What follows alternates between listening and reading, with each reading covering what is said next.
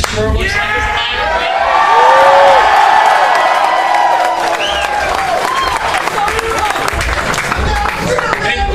And I am delighted to see so many. It's very encouraging. I'm delighted to see so many young people. This revolution is made up with young ideas and young people.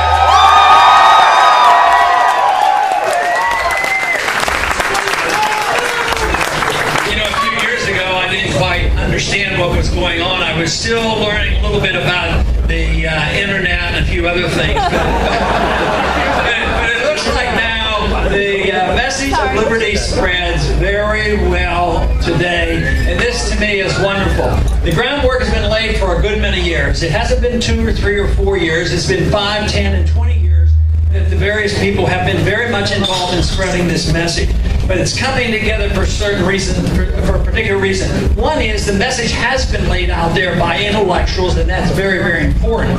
But the other thing that is happening that makes our views so appropriate is now we have proof of the views that have been running this country for about 50 years. They've failed and they need something new.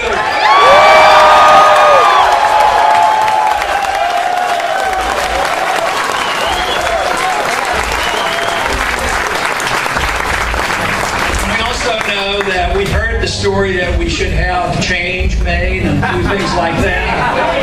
But I've heard that for a long time. One party would say, we need to get in, we're going to change this. The other one just comes along and say, we're going to do this and change it.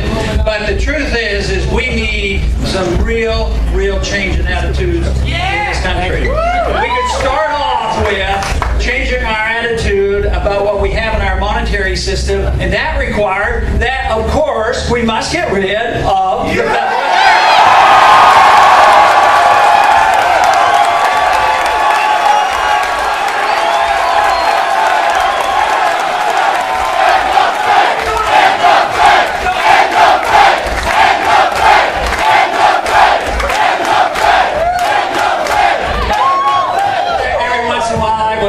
By somebody rather naive on television, and they'll say, why don't you like the Fed and why don't you like what they're doing?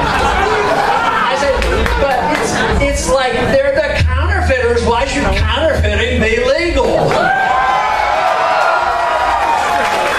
But it is an important issue, and once in a while the interviewers will get tired of hearing me talk about monetary policy. But just think how many problems we'd take care of if the liberals who like to spend money and the conservatives who like to spend money could spend money if the Fed wasn't there to buy up all that debt.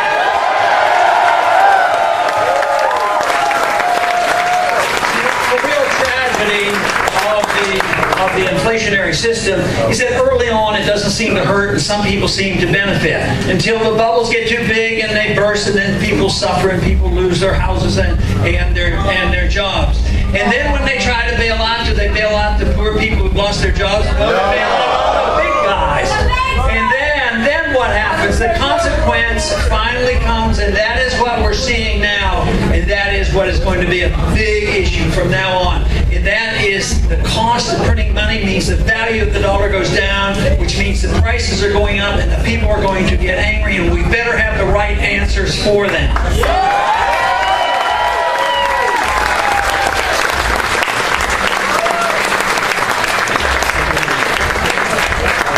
There's another thing that we've been told about by many who are running for office, and when they get in office they don't do it. You know, in the year 2000 we had a candidate that was running that said that we should have a humble foreign policy and we should be a nation builder. Then we had another one come along, and guess what we get? Here we are, we'll continue the whole process. We cannot solve our problems, we cannot protect our liberties, we cannot restore the republic unless we have radical changes in our foreign policy.